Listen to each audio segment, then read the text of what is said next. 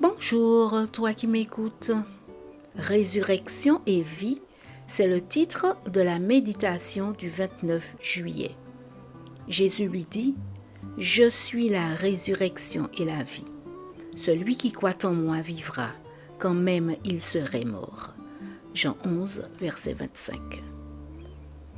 Alors que je donnais un cours à Tahiti, en Polynésie française, j'ai eu la douloureuse tâche pastorale de présider les funérailles d'Etao, un adolescent dont la vie avait été interrompue par un chauffard ivre qui venait d'être libéré de prison ce jour-là et qui s'était enivré pour fêter l'événement.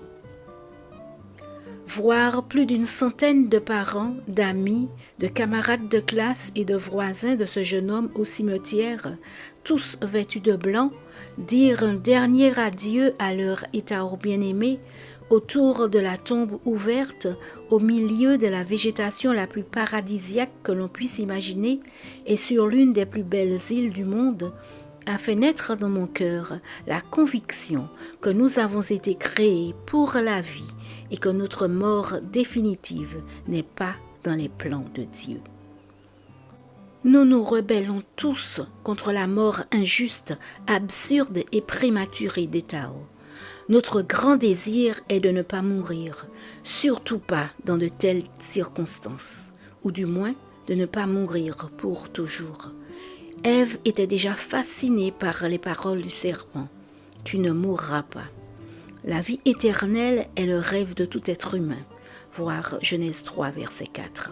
Un rêve frustré par la prise de conscience que jusqu'à aujourd'hui, la mort a été la fin de toute vie. C'est pourquoi l'idée de la résurrection, que ce destin n'est que temporaire, est si difficile à croire. Pourtant, Jésus parle de résurrection, c'est-à-dire de ceux qui sont morts et qui reviennent à la vie. Ceux qui sont morts avec un corps jeune et beau, comme Etao, pratiquement enterrés avec des fleurs, et tous ceux qui sont morts de mille autres manières, enterrés dans la terre, engloutis par la mer ou dévorés par le feu. Et il nous demande à nous aussi, croyez-vous cela ?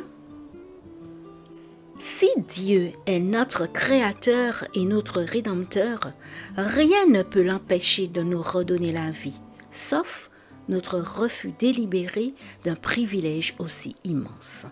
Son amour infini et sa puissance sans limite nous disent « Quiconque vit et croit en moi ne mourra jamais ». L'artisan qui nous a formés au commencement connaît toutes les pièces du merveilleux mécanisme qui nous donne la vie. Et même s'il est totalement désassemblé et que ces pièces tombent en morceaux pour quelque raison que ce soit, il les remettra en place et leur donnera la vie. Jésus, toi qui es la résurrection et la vie, rappelle-moi de la partager avec ceux qui souffrent afin qu'ils puissent revivre avec toi éternellement. Amen. Bonne journée sous le regard de Dieu.